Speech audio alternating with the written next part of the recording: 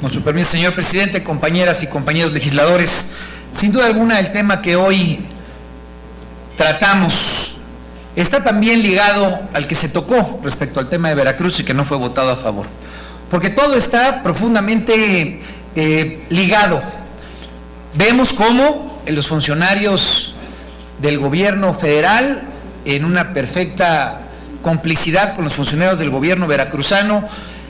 emplean los programas, las políticas públicas, la cruzada contra el hambre, con fines electorales. Y posteriormente nos ponemos a discutir precisamente cómo está el problema del hambre, el problema de la alimentación en nuestro país. Creo, y estoy convencido, de que esta no debe de quedar solamente como una llamada más, como un punto de acuerdo más. Estamos hablando de uno de los temas torales que pueden definir el futuro del país y que deben definir la forma en que las políticas públicas funcionen en un país que con más de 110 millones de mexicanos, al tener más de 20 millones de pobres, no 7 como los que es el reto del actual gobierno federal, sino 20 millones de personas en zonas urbanas y rurales que no tienen la ingesta calórica diaria, que no consumen alimentos diario y que son también ciudadanos y ciudadanas mexicanas, pues este tiene que ser un tema no solamente para pedirle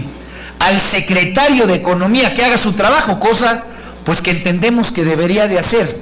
no solamente para pedirle al procurador que haga aquello para lo cual está encomendado, que es vigilar y proteger a los consumidores, sino es que podamos revisar de manera puntual el grave problema que tenemos en una economía de competencia, en un capitalismo que está construido para el compadrazgo, en una economía que hoy tiene a millones de mexicanos que no pueden consumir pollo, que no pueden consumir huevo, que ven cómo el incremento del tomate no les permite tener ese producto básico en su casa, que ven cómo la carne sube de precio, y todo esto pues nos hace vivir en el mundo al revés. Regularmente el índice nacional de precios al consumidor en otros países pues lo jalan otro tipo de productos que no son los primarios, porque los primarios han logrado tener una capacidad de penetrar en la canasta básica que les permite tener acceso a la gente. Pues no, aquí en nuestro país la media la jalan los productos básicos, la media la jala el huevo, la media la jala la leche, la media la jala la carne. Estamos viviendo en un mundo al revés, y esto no es solamente de ahorita, esta es la realidad de los últimos 15 años en los cuales los oligopolios, los procesos de concentración en estos mercados han pasado por la vista de todas las autoridades. Y han pasado por la vista de gobiernos que se fueron y de gobiernos que llegan. Porque acabamos de dar una discusión en materia de competencia y yo no vi a nadie que se subiera a esta tribuna a defender precisamente la parte esencial de la discusión, que es garantizar competencia aquí, que es donde más le duele en el bolsillo a la gente el incremento en los precios. La OCDE acaba de sacar un documento en el cual de cada peso que se gasta en la economía, 30 centavos que pagan desde el más humilde de los padres de familia hasta el más entronizado de los actores económicos, 30 centavos se van precisamente en estos mercados. Se van en tortilla, en refresco, jugo y agua, en leche, en carne, en pollo y huevo, en medicinas. La pregunta que tenemos que hacer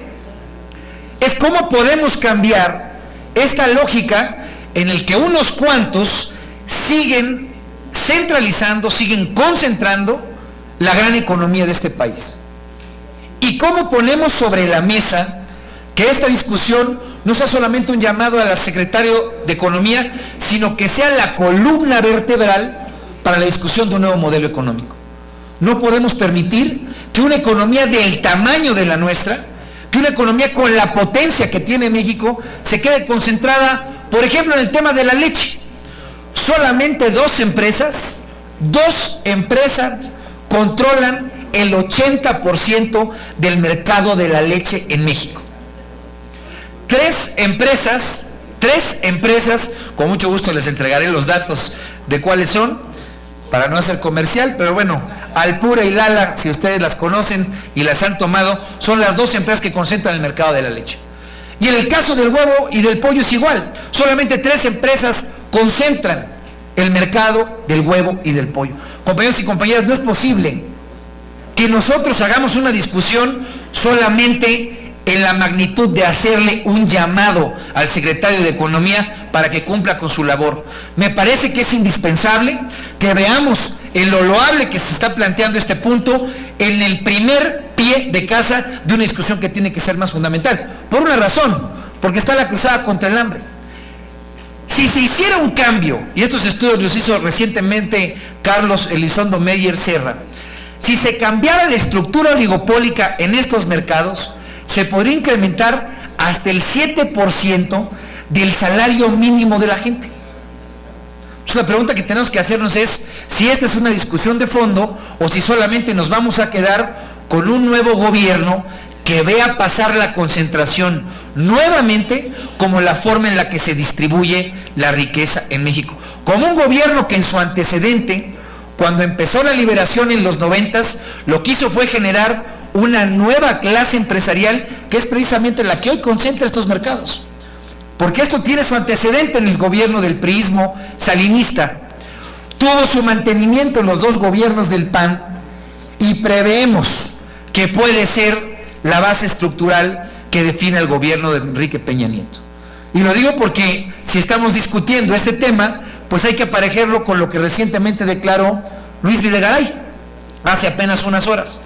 donde se presenta con bombo y platillo una reforma financiera, que es una reforma creada por la Secretaría de Hacienda, que nosotros no hemos visto y que por lo poco que hemos revisado, pues vuelve a la lógica de la concentración. Solamente 5 bancos controlan el sistema financiero nacional.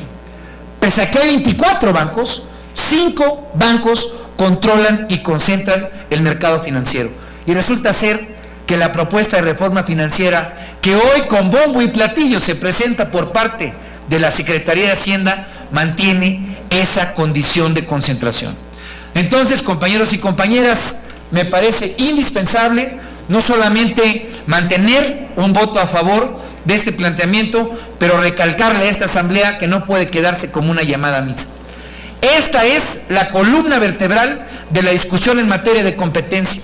Es la columna vertebral de la visión que tenemos que tener en cuanto a la reforma financiera y, si me apuran un poco, es la base de la discusión que tenemos que hacer en materia fiscal. Porque hoy, si hay nichos de oligopolio y hay nichos que concentran en la parte de competencia, son también esos que producen la leche, esos que comercializan la carne, esos que están metidos en el tema de la producción agropecuaria, quienes tampoco pagan impuestos suficientes, porque los nichos de privilegio precisamente siguen beneficiando a esos cuantos que se han ido adueñando cada vez más y más de la economía nacional, dejando a muchos millones de mexicanos en condiciones de pobreza extrema. Es cuanto, señor presidente.